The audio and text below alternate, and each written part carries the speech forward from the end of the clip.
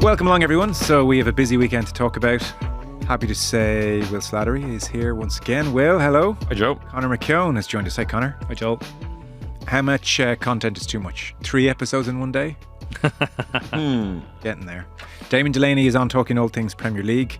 And then Aidan Fitzmaurice in studio talking about the opening weekend of the League of Ireland. And now here's bits and bobs coming at you. So look, at your leisure over the next day or 2 or 3. There's no rush. None of them will date overly. We were threatening a mailbag edition of Bits and Bobs at some stage this week, which we will get to maybe Friday. We were thinking might be a nice day for it.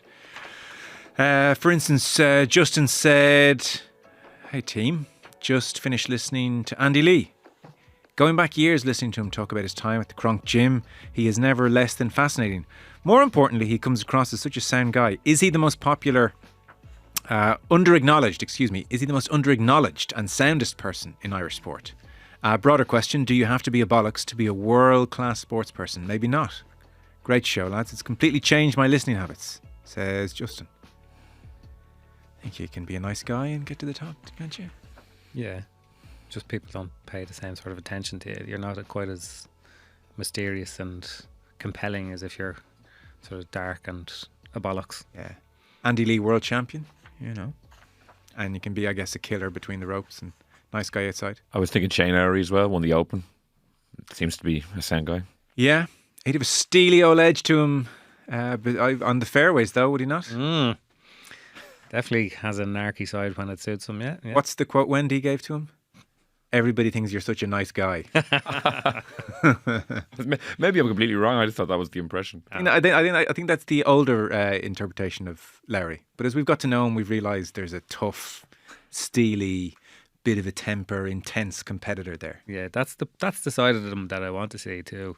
There is literally nothing more kind of soul destroying than seeing somebody who's brilliant at a thing and there's no like bit of anger or temper or default in it. Friction. Yeah, it's just it doesn't get you anywhere. Yeah. There are loads of emails to get through. I'll do that later in the week.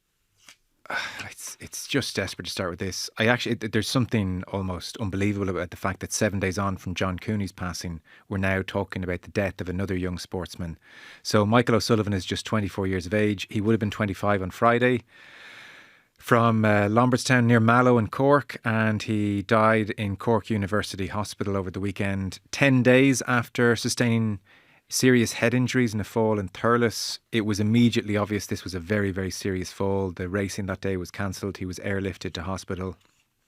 He spent the 10 days in intensive care in an induced coma and succumbed to his injuries, surrounded by his family.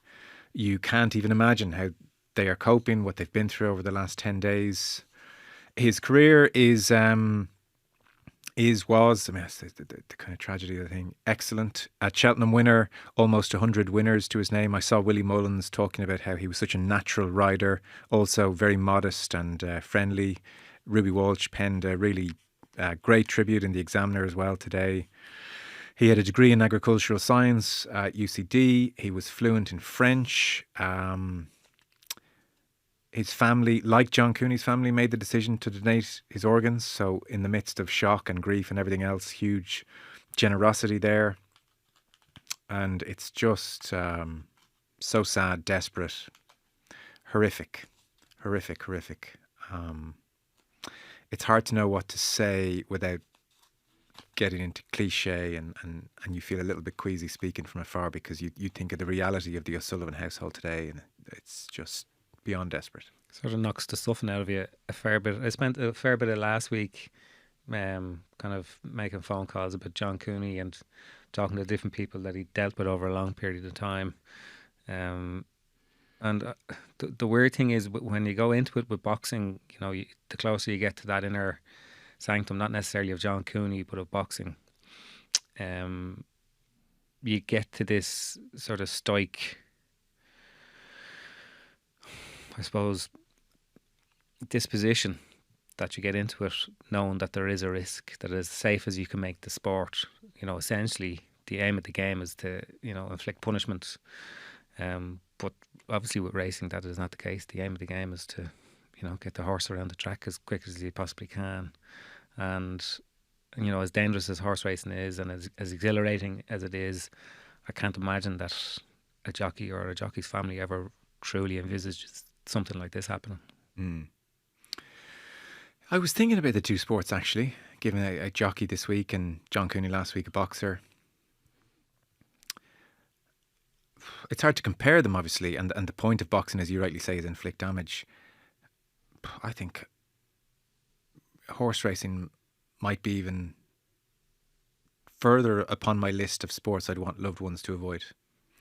Obviously, boxing, ferocious and bad things can happen, albeit it's rare to happen in the ring, whatever, about long-term CTE and brain damage. But I suppose if you're a loved one looking on, at least with boxing, and it's not much of a comfort, the fights are 2, 3, 4 times a year.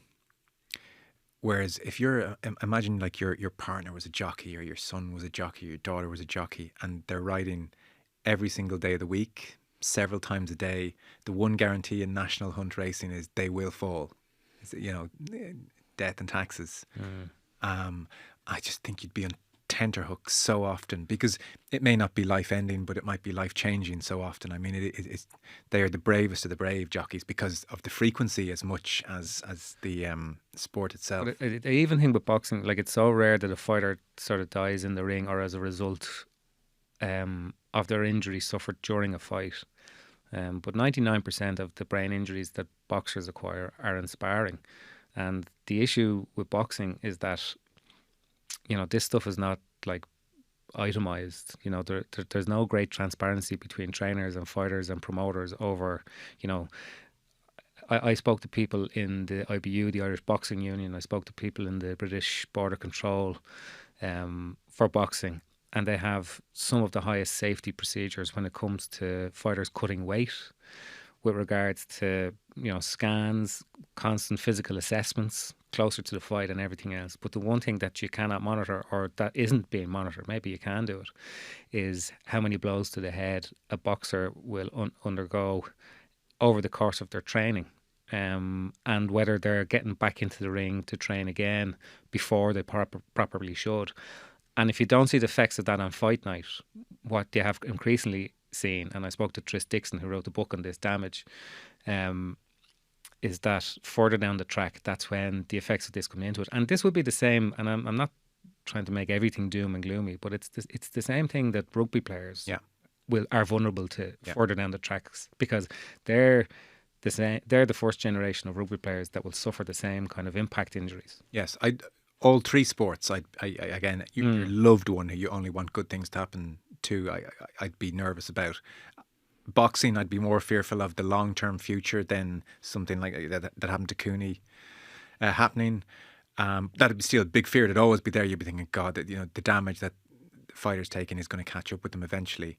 But I think the life of a jockey for that 10, 15 years, every day they go out riding, it's like, come home, come home, come home, and it as we watch routinely fights and races on the TV, I think you made the point last week, Will, we're not overly thinking about the worst case scenario very often. It's just such a sobering reminder what they're all doing, especially in racing. Like, even less so. We were talking about boxing when I made that point. Like, racing, to Conor's initial point, like, the degree of, when boxing you're signing up to a sport that's very brutal, like that's the name of the game. Racing, while accidents like this unfortunately happen rarely, you don't have the same sense of you could watch someone get badly injured at any moment, or at least I don't when I watch a big race. You're not funny. I don't either. I never do. It never crosses my mind. That's interesting, because we're all different. I do, and anytime there's a fall in racing, almost instinctively wince. Death, very, very rare, but a life-changing injury, very possible. Yeah. I remember hearing Ruby Walsh's list off all the injuries he had throughout his career, like all the bones he broke, the amount of times he broke bones, and it's kind of just pretty staggering when he tots it all up, or when he outlined it like that. But yeah, it's an interesting one. You like something that when a fall happens in a race, I'm just conditioned to think of it as a horse leaving the race. I don't automatically think, oh, like this could be a terrible injury. Like I don't know, maybe that's bad on my part, but I'm not just conditioned like that. Yeah, no, unfortunately, it really can. So. I mean, it brings a moral question into it then as well, about the kind of viability of sports that have that level of risk.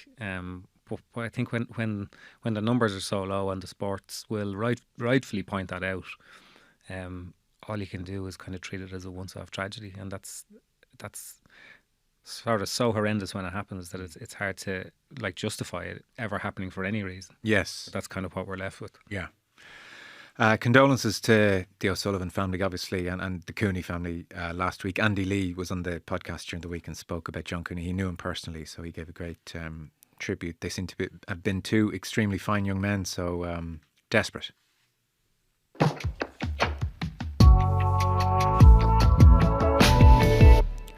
To matters far less important, the GAA at the weekend. Will have Philly McMahon on tomorrow. I'll come to Dublin, Kerry and Tralee in a moment, which was on RTE on the Saturday and just was a like thrilling kind of a spectacle. First though, Donegal 21 points, Armagh 110. Donegal are 3 wins for 3. The Ballybuffet faithful very, very pleased with what they're seeing from Jim McGuinness here. 13,109 of them turned up to see the return. They have been 981 days without Michael Murphy. So, I mean, will he play goalkeeper? Will they stick him in full forward so he doesn't have to run? Or, you know, he could be all-star winning midfielder. Rampaging, roving, doing it all. Yeah, I'm still sort of in the dark as to what role he's going to have. Like, I do think there's a very good argument that Michael Murphy will come off the bench this summer for Donegal because, like, he's the guy who's going to come up with the biggest plays at the end of the game. So you have to make sure that he's on the pitch at the end of the game. But it's quite remarkable that I think, like, did Paddy McBrearty get 5 points at the weekend for them from play or something like that? Murphy came off the bench and had such an impact. Like, this is 15 years on. These guys are still doing it, and there's like all the energy is around them, you know. And it's kind of a great sign that people who can kick the ball and footballers, they can still have a role here. They don't need to put in, you know, 10 kilometres or 12 kilometres in the game or whatever it is, getting up and down. But it was like, the great thing about it is, just for me maybe, and this maybe is a reflection of where I'm coming from, but you know, sometimes when a fella like this comes back and people go, geez, he didn't look any older at all, and Murphy does, like, he looks older but he's still brilliant, and like, there's something great in that. The fact that, you know, a man was sent off for Murphy just entering the field of play, and then with the very next ball he kind of galloped away and kicked that point. It was, if I was from Donegal now, I'd have to say I'd be beside myself. Yeah, one vintage catch as well, a bit of high fielding. He looked very fresh. I was actually like very surprised at how good he looked. I thought he would maybe need to be feeling his way into the game, but even, I know he picked off that first kick out, and then, like, you know, sauntered forward, kicked the point. I thought, geez, he looks very sharp for this time of year at his age. And I agree with you. Like, Donegal, I think, are they favourites? No, I think Kerry are still favourites just by virtue of the fact that they're Kerry. Galway, I think, have taken second favourites because they were in the final last year and they're in such good form. And then I think Donegal are after them. Donegal are playing Galway this weekend. It's going to be mega because the two of them are very much out in front, I think, at the moment. There seems to be an air around Donegal of they have their 6 points on the board. That's all they wanted. That's all they're here for. They'll retreat now until Championship. No, I think they'll go on now and try and win the league. Oh, do you? Okay. Yeah, like, why not? Because they have big games ahead. They have big games ahead, but on top of that, I think they have a lot of work done. They are ahead of other teams in terms of the preparation. Like, it's not too long ago we were talking about them taking a training trip to the Middle East in Will everyone now have to go to the Middle East on foot of this? Maybe. It looks like it. But the problem with going to the Middle East in November is you probably have to have a little bit of work done just before that. So it's just about whether they kind of have much more to go, you know. Like, everyone else is going to catch up a small bit. I wouldn't be shocked now if these lads retreat back into the woods. Do you think? Yeah. I don't know what a Jim McGuinness team playing at half mast looks like, because it's all sort of energy and furious running. Like, it was amazing. Thank God for TG Cahir's scheduling that they had the Tyrone Mayo game first rather than second, because the Tyrone Mayo game would have been a very difficult watch had it come after the Donegal Armagh game, because this match was played at a different pace completely. You mentioned the red card, Armagh down to 14 men. Aidan Forker, so it's mad, really. Like, two ways about it. Michael Murphy came on, and Forker gives him a welcome to the game after 981 days away. And well, Murphy's not really going to take that, so he sort of pushes back, push back. You push me, I push you, I push you, you push me. And then Forker gives him the Zinedine Zidane to the chest. And the referee's like, well, obviously I have to send you off. Well, the best part of it was that Murphy turns to the ref. like Forker didn't even have the he's diving ref excuse, because Murphy was just standing there with his arms out going, what are we going to do here, lads? So Forker, I think, had to deal with the embarrassment of it coming off the pitch. Somebody was saying that Forker mark Murphy in his last ever game, his previous last ever game, and probably put him into retirement and might have felt kind of chuffed with his day's work. So maybe he was reminding him of that one, but he won't need too much reminding of this one. Well, as you said, it's Donegal 6, Galway 5 points. Dublin are on 4 points, who will come to Derry are bottom on 1, Mayo on 2, and in Division 2, Roscommon are 6 points to Monaghan's 4.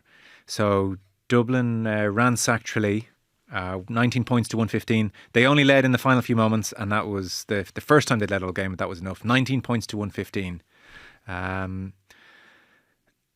We have touched on with the new rules, the wind has an outsized importance at the moment. It's going to be a thing with leagues, the wind. I like, it's fun, but I don't think we want this. I'm glad it's not going to be this windy during the summer, because it's a bit silly as well. It was ridiculous, wasn't it? Like, then we were talking before we came on air that even though it was a big lead at half time, the wind was so outrageously strong that it didn't feel like the game was dead. Yeah, I was talking to someone on the phone and I said, Dublin are going to win this game. I'd never been so sure Dublin were going to win. Well, I know somebody who they were 12-1 at half time, put it that way. Yeah. Is he in this room? Yeah, and but so go on. So I thought that you obviously thought that you spoke with. No, your somebody money. said to me in a WhatsApp group, said, "What price are Dublin to win this?" And I was looking at it, going, "Well, they're 12 down. It's a big win. They probably won't do it. Like, it might be a 2, maybe a 3-1 sort of a job." And I looked it up, and they were 12-1. And I said, "Oh, I'll have to have a cut at this." Because watching the TV, I thought Marty and Morrissey and Eamon Fitzmaurice were overly critical of Dublin in the first half.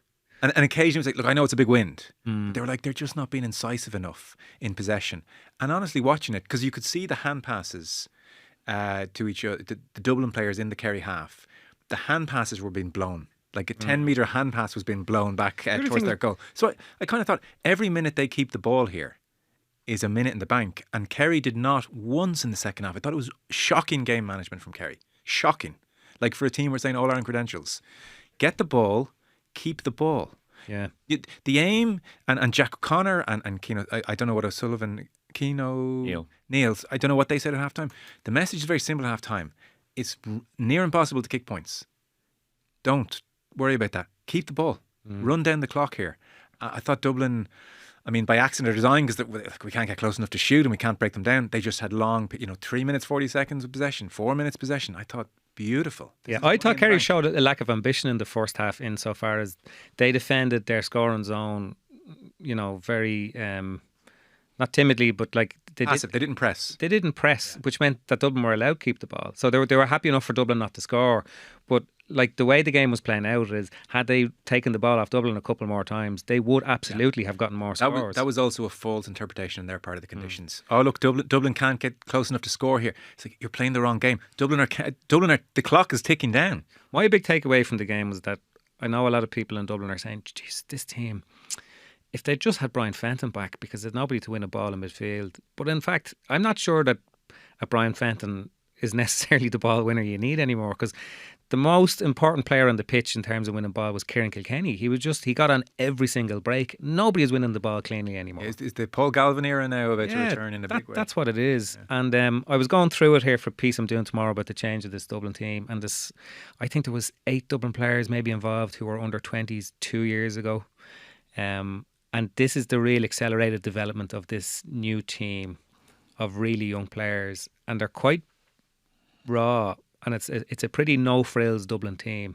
But I think Desi Farrell kind of relished that, because there's nothing about them, only kind of, raw honesty. And they don't have too many players to come back. Like, there's a handful that will turn the team around. But I was talking to one former Dublin player earlier on, and he said it's quite exciting not knowing who these fellas are and what they might become now. The Dublin crowd were like in heaven. like that last 5 minutes of, we're reeling you in, and Boys in Blue. Yeah, and like they'll have enjoyed, like Theo Clancy, who people are really looking at as the new Mick Fitzsimons and have done for the last couple of years. He did very well on David Clifford when Clifford came on. Yeah. I know this is a very curt measurement, but like, there's a lot to be said for having long arms when you're marking David Clifford. Just being able to kind of get in and discommode him, when he's in full flight. And when you're right about the weather, when the weather's like that, these games are just wars of attrition. but I think you take a little bit more out of winning them too. Oh, you do. There needs to be an on-screen disclaimer when the wind is at a certain level, just like throughout the game. So there's people who are tuning in know what's going on. But our GAA pitch is built in such a way that the wind is always blown directly down the pitch, because every match that I've been at so far this year has been dominated by the wind. Like a sophisticated golf course, they note the prevailing wind. Yeah. What can cause maximum damage to the spectacle? Yeah, you're right. I guess there's no stand protection generally at these county grounds. You know, it can just gust right down there. But I take your point, it always does seem to be and because towards one goal or another. And I think the thing about it is, I know there's a lot of talk about the rules. We won't go into those too much, I'd say, today. But I think it's probably given us a false read on just how prevalent, because it's quite prescriptive now. You know when you're against the wind, where to score on zone, which way you're going to defend, if you're going to drop off. I'm with you. I think we need a pretty still day to get the full scope of what's going to happen. No, this is a little bit gimmicky, but fun. You know what I mean? I've just loved every game of football I've watched this week. I've watched Kerry Derry and this game. I found myself watching the kickouts again and thinking, this is brilliant. Yeah, brilliant. The word gimmicky is an interesting one though, because like having a ridiculously strong win at your back and then kicking 2-pointers for fun does feel a little random. Not random, sorry, it's the wrong word, but it does feel a little like divorced from what it'll actually be like when we're watching. But why don't teams press? I don't know why teams aren't pressing out further. Like, if you know the opposition have the wind, there's a fair chance they can kick the ball over. Just because the arc is on the 40-metre line doesn't mean that you have to defend the 40-metre line. Defend from 50 metres out. Because Dublin kicked a few from even further back. It wasn't just at the arc. It was maybe Kilkenny took one on from maybe 5 metres further back. Worried about goals and figuring they're never going to haul us in. Points alone. Well, I think this is the other thing, is that teams are in that mode now. Like, there was a couple of times where Dublin had Owen O'Donnell inside one-on-one with Jason Foe and they never kicked it in. It was always a case of try and get the 2-point shot. This was in the second half, and if not, try and work it inside and get a runner and we'll fist it over the bar. So I think we might see a bit more of that. I think teams will gradually start to have to just defend a little bit further out, because conceding a 2-pointer is a big thing, you know. It will work really well on a sunny day where the ball is travelling, adrenaline is up, and 2-pointers are an option for both teams in the same half. Yeah. You know, it's weird, like which team's allowed to score 2-pointers this half is how we're currently watching the league. URC we should touch on. Will has watched it. The enthusiasm in your voice. Well, no one else, I think, is going to sit through. This weekend's for diehards. Yeah, it definitely has that off-Broadway feel. It does. What's it like watching sport and looking through your feed on Twitter and nobody's actually tweeting about the thing that you're watching? You do feel very solitary and isolated. Benetton 34, Ulster 19 is the result to hone in on in a moment. Munster beat Scarlets 29-8, Connacht beat Cardiff 29-14, and Leinster went away to Ospreys and won 22 points to 19. So Ulster, with, you were saying, a perfectly strong team, went away to Benetton, who are missing most of their Italian internationals, and lost 34-19. Richie Murphy's coming under pressure. Yeah, it's as bad as that. Like, it sounds bad when you read it out like that, and that's what it was. Like, when the team was named, I was thinking, oh, okay, this will be a morale-boosting win, potentially with a bonus point. Like, Ulster, a lot of it has been talked about, like their decline over a number of seasons, but no one can tell me that like a team that it contains, say, like McCluskey, Stockdale, Izashukwu, Tom O'Toole, James Hume, can't go to Benetton minus double-digit internationals and get a win. Like, they were leading at half-time, didn't score a point in the second half, got 3 yellow cards in the second half, just completely collapsed. Like, even they scored a try to narrow the gap. It would have been to a point with 10 minutes to go. It gets chalked off because Tom O'Toole throws an elbow into the face of like a Benetton player. This guy's meant to be one of your international standard players, and he's just completely shooting the team in the foot. Like, their last 2 games have been a loss at home to Zebre and then a loss by, 15 points away to Benetton. They're in 14th, I think, in the league now. A good chance they'll miss out in the top 8, which means missing out on Champions Cup rugby, which would be a complete disaster financially. They've kind of been chasing their tail ever since that La Rochelle game got cancelled 2 years ago because of the frozen pitch and the financial loss that had. So if they only had Challenge Cup games to sell next season, it would be a complete disaster. Yeah, he's under pressure for sure, because other games, you can maybe look at the team they've had. They have had a lot of injuries, but this was the best team they've picked in quite a while. And to collapse the way they did is just disastrous. Yeah, hell of a thing to lose your coach halfway through 2 seasons in a row. I know. because it's funny, like, as I said, this has kind of an off-Broadway feel to it, but like for Ulster and for Munster as well, it was a vital weekend to make up ground that they lost earlier in the season. Like Munster got a 5-point bonus point win. They were behind Scarlets on the table until then. They're up to 5th now. So while like it's easy kind of to be like, it's only the URC, for Munster and Ulster in particular, it was a vital weekend to put points on the board when other teams are maybe slightly more weakened by the international break. And then obviously Ulster not to get that done is huge. Munster, ticking the box, because similarly they had a much stronger team out than the Scarlets. You would have expected them to get the bonus point win, and they did. So yeah. A rugby man when he can say 5th in the URC table. When you know the table standings. I've never been able to quote a URC standing in my life. Oh, I could go 1 to 16, I think, in the if you ask me. Sadly. It's a beautiful thing. It's good to have passions in life. Doris and Furlong out? Yeah. Furlong, continued absence for Furlong. To be fair to our colleague Rory O'Connor, it was a Saturday night breaking exclusive story that I texted him. I was like, God, you're never clocking off on a Saturday night. But were you just monitoring the rugby wires on Twitter? Exactly. Just making sure I got a ping to my beeper. When did Doris, what injury is this? It was funny. So in classic kind of IRView medical update fashion, Alan Walters was up for the media early in the week. He's the new S&C coach that they'd hired from the UK. From England, and he was like, oh no, he just sat out for some general management of load. And when they say that, it usually means they've lost an arm or a leg, really. But it was it turns out that he has a bit of a knee issue. He'll miss the Wales game, kind of race to play France. If you're going to pick up an injury, it's not a bad time because you have the break week either side, so there's a good bit of lead-in time to the French game where you'd really want him back.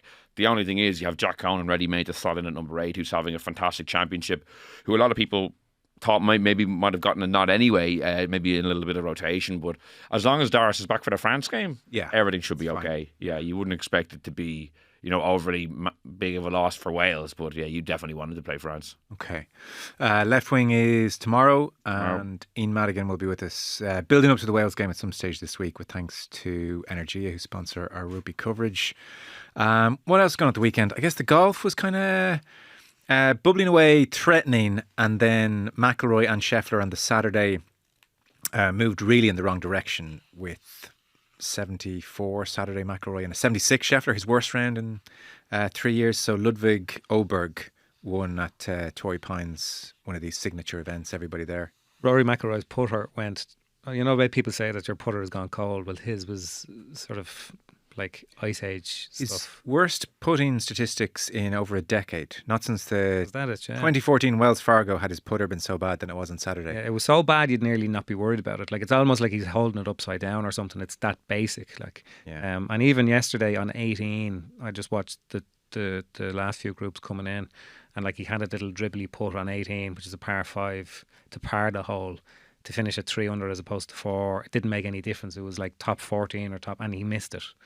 I think it was in his head from Saturday, so he obviously needs to go off and kind of regroup and reboot a little bit. Generally been putting very well, so yeah, he has. As you said, not overly worried. Ludwig Oberg is my sporting bet for the year is Ludwig Oberg to win a major, because I think he's a phenomenon, and he's a phenomenon waiting to happen. And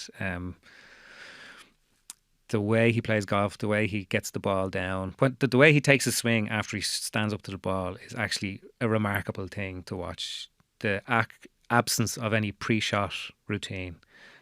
He hit a drive down 18 yesterday he needed to birdie 18, and he hit a drive down 18, and people should watch it again.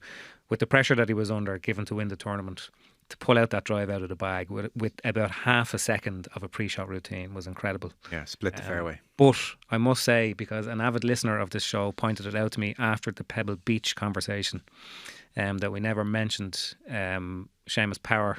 And Seamus Power finished 22nd, I think, in this tournament. We had an email in, asking, is Seamus Power the most, I know it's one of these common things you say, underappreciated Irish sports person? Yeah, no, it's a fair point, because that's twice now he's gotten basically inside the top 20 in a big field event.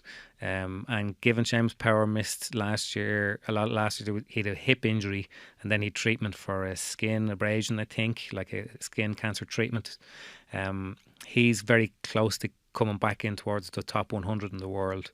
And I think Seamus Power is is he 36, 37? And he's getting towards the age when golfers can kind of go one of two ways. And he still seems to have that kind of drive that he wants to kind of, push it upwards. So it was good to see him play well, because after the first day he was close to kind of leading the tournament. So he's he looks to be playing his way back into form. After we got that email, I just was curious about him, so I was just looking up his kind of career earnings. He's earned a lot of money, as a guy who, I think he's won 2 times on the PGA Tour, maybe, but he's racked up a lot of kind of like top 10s, top 15s. They really add up. Like when you look at what he's earned, They sure do. Oh, they do. Like, oh my God, I think he earned like 2 or 3 million the last 2 years or something like that, or each individual season. Like that really does add up. It's a sweet sport to fall out of bed in. Daniel Rappaport tweeted, Rory misses a putt on 3. Random fan shouts, blame your caddy. Rory responds immediately, shut the fuck up. There we go. This goes back to what we were talking about Shane Lowry at the top of the programme. It takes a little bit more for Rory to bare his teeth than it does for Shane. Well, going at his caddy. Going at his caddy will bring it out. It absolutely will bring it out, yeah. He's still in good nick. He's still okay. There's nothing wrong with that. Scheffler, by the way, rallied on Sunday brilliantly, finished 3rd. After stinking the joint out with Rory. And he was deliberately holing out from bunkers and stuff. It was kind of like, well, I can't hit a green here, so what I'll do is, hole out from a bunker to get myself back into contention. Paul McGinley, just in the breaking news there, as we came in, was talking about how pre-Masters they're expecting some kind of resolution in golf. It was interesting. McIlroy, on the eve of this tournament, revealed he'd played golf with Donald Trump before his inauguration, claimed the US president is on the PGA Tour side when it comes to golf civil war. Like, it is kind of noteworthy that just 4 or 5 years ago he was on the McKellar podcast and he was talking about COVID. He was saying, we're in the midst of something that's very serious right now. The fact that Donald Trump, is trying to politicize it and make it a campaign rally and say we're administrating more tests than in the world, like it's a contest. It's something that's just terrible. Not the way a leader should act. There's a sort of diplomacy you need to have, and I don't think he's showing that, especially in these times. Would you play with him again? I don't know if he'd want to play with me again after what I just said, but no, I wouldn't. So I presume he's more impressed with Trump's current brand of diplomacy. Well, it goes to show you how sports washing works, doesn't it? That we're at the point where the successful outcome that basically everybody in golf is willing it towards is that Donald Trump convinces Live and the PGA Tour to join forces, and that's the happy ending from where we all started off from. The good guys win that way. Yeah, but there you go. We're back to the Mitchell and Webb. Who are the good guys? Yeah. So, there we are. That's golf. Pretty much the weekend. You were at Talca on Friday? I was at Talca Friday night, yeah. Enjoy it? I did, yeah, I did. Came across very well on TV. Yeah, I was going along to do kind of a colour piece for the Sunday, and I'd already done a thing about Shelbourne in the past and their famous clash with Rangers in the UEFA Cup that had to be moved from Ireland for political reasons. But part of me kind of cringed when the lights went at half time, and you just went, like, I can't believe this has happened on the opening night, and live radio coverage and increased everything that the League of Ireland wanted, but it didn't really make any dent in the night. I think people kind of know if this can happen at the Super Bowl, yeah, it can happen at Talca Park. Yeah. But Talca, like, of the 4 League of Ireland venues in Dublin, like, Talca is, I think, easily my favourite. Dalymount is just too much emptiness in Dalymount because the closed stand. Talca is the one that's most atmospheric. Tala? No, I find it a bit too... Because Tala's held up as where the league needs to get to. Well, I think as a functioning ground, I can understand that, but I think Talca is a bit more atmospheric. It's in kind of closer to, a village, and it's closer to people's houses, and it lends itself a bit more. Yeah. It's funny, that proximity to houses thing, isn't it? It should have no bearing on anything, and yet when you're at Tala, you feel like I'm just sort of in a business park. But yeah, you're removed from like the atmosphere, whereas the ones that Stade de France is the same. Just knowing there's a house behind you. Yeah. Oh, so I love Richmond Park, walking through. It's beautiful. It's so atmospheric. What did you do for the hour the lights were off? I kind of flew around because I wasn't in the press box. I went with a couple of people and I stood on the terrace just beside the riverside. So it was a great view, and the first half was brilliant. Like there was 4 goals, but there was 3 brilliant goals. And there was a bit of banter back and forth about Shelbourne winning the league and the Brandywell, and the Derry City fans brought their flares and that sort of thing. But for the hour, just kind of flew around your phone and wondered, would anybody notice if I kind of left? But then it became the kind of story of the night. Are we going to get this thing going again? Are you, when you're going to have to write a colour piece, do you ever think to yourself, I'm not having a very authentic experience here because I'm just, every interaction, every thing I look at is just like, can I use that? Is that funny? Can I use that? You know what I mean? What am I actually experiencing here? Yeah, Yeah. that's exactly it. Yeah. Yeah. I stopped tweeting at one stage because I was spending too much of my life watching sport gone. Could I tweet about that? I can just watch the sport. Yeah. No pressure to tweet. Yeah. No. It's the odd thing about writing a colour piece. There's a certain pressure to. My problem with the colour piece is that I find it very hard to go to a thing without having an idea in my head what it's going to look, what I'm going to write. And then you're like, well, how can I do that unless I've been there in the first place? Sort of imagining things that people might say. Yeah. You did the Aviva Stadium one, didn't you? The rugby one. That's right. Yeah. You definitely had a preconceived idea of what that. And it's written before you went in. Yeah, and then probably didn't even go to the match, to be honest. Hang on. I did have a preconceived idea, and then when I went there, That's a job. it was 10 times worse. Even Ireland's call. Especially Ireland's You call. told me you got goosebumps when they played England. I meant that texted ironically. you. Well, that was unclear from your text. Did you send it? You sent me a message saying goosebumps. Yeah, as well. you're the two, in fairness. Yeah. Copy and paste. Do you copy and paste messages? Is anything about you authentic? No. What's going on here? Your colour pieces. Like, you need to go to these games with no preconceived anything. Well, I was doing my what Con Houlihan thing, you know. I used to see Con Houlihan kind of moving at glacial pace around the terraces, and you're thinking, and you read the piece the next day, you're like, how did he even take any of that in? Right. So I was trying to do my best Con Houlihan impression, but I'm not sure he ever withstood an hour in a blackout. Yeah. I'll go back and read it now and see. But a good experience. No, I enjoyed it.